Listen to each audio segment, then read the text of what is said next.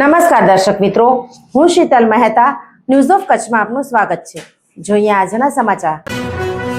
દુબઈમાં યુદ્ધને કારણે ફસાયેલ અનેક પરિવારોની મદદે કચ્છ વાગડનો જૈન પરિવાર વહારે આવ્યો. અલ મિઝાન ગ્રુપના યોગેશ દોશી પરિવારે 64 એપાર્ટમેન્ટમાં ફ્લેટમાં લોકોને સાચવી તમામ સગવડો આપી. જુઓ અહેવાલ. વતન પ્રેમી કચ્છીઓ માતૃભૂમિની હાકલ પડે એટલે મદદરૂપ બનવા દોડી આવે છે. એ તો ખરું, પણ જ્યાં વસે છે એ પરદેશની કર્મભૂમિમાં પણ કચ્છી આતિથ્ય ભાવના અને મુસીબતમાં મુકાયેલાને બનતી મદદ કરવાના સંસ્કાર ભૂલતા નથી.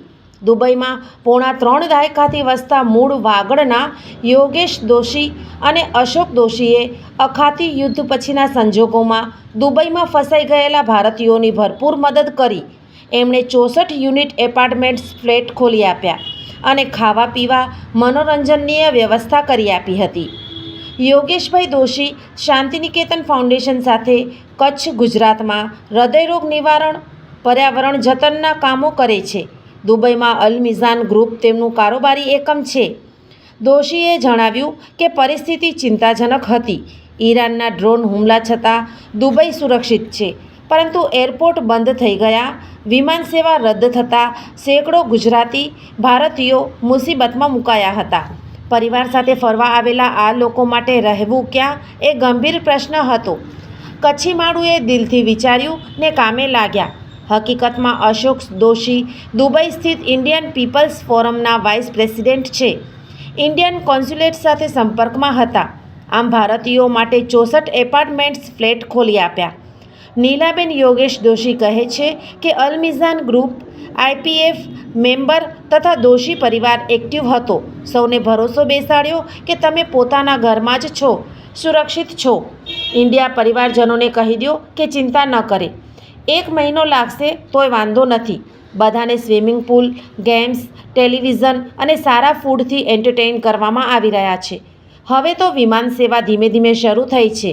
હજુ પણ 20 પરિવાર તેમની સંભાળમાં છે.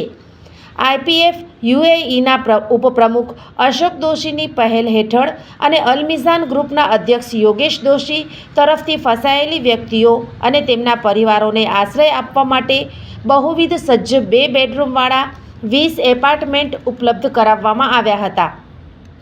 પરિવારોને જિમ્નેશિયમ અને સ્વિમિંગ પુલ જેવી રહેણાંક સુવિધાઓનો ઉપયોગ કરવાની સાથે દોશી પરિવારના નીલા દોશીએ આ મહેમાનોને સકારાત્મક માર્ગદર્શન આપી પ્રોત્સાહિત કર્યા છે. પલ દોશી દ્વારા બાળકોને રમકડા અને ચોકલેટ પણ ભેટમાં આપવામાં આવ્યા હતા. મહેમાનોના ઉત્સાહને વધારવા માટે અલ મિઝાન ગ્રુપ દ્વારા ભારત ન્યૂઝીલેન્ડ ક્રિકેટ ફાઇનલનું સ્ક્રીનિંગ પણ યોજાયું હતું. યુએઈ સાથેના તેમના સંબંધો વિશે કહેતા યોગેશ દોશીએ જણાવ્યું કે હું ખરેખર યુએઈના વિઝનરી નેતૃત્વમાં આદર સાથે વિશ્વાસ રાખું છું. સલામતી, સુરક્ષા અને એકતા પ્રત્યેની એમની અતૂટ પ્રતિબદ્ધતા માટે હું યુએઈના નેતાઓનો હૃદયપૂર્વક આભાર માનું છું. તેમણે એક એવું વાતાવરણ બનાવ્યું છે જ્યાં રહેવાસીઓ રાષ્ટ્રીયતાને ધ્યાનમાં લીધા વિના માત્ર સલામત જ નહીં પણ મૂલ્યવાન અને સન્માન પણ અનુભવે છે. Yogesh Doshi Lions club of ભુજના સદસ્ય પણ છે અને અનેક સેવા કાર્યો માટે દાન આપેલ છે. દર્શક મિત્રો, આજે તારીખ 11 માર્ચ 2026. આ હતા આજના સમાચાર. આવતીકાલે ફરી મળીશું. ત્યાં સુધી મને રજા આપશો. નમસ્કાર.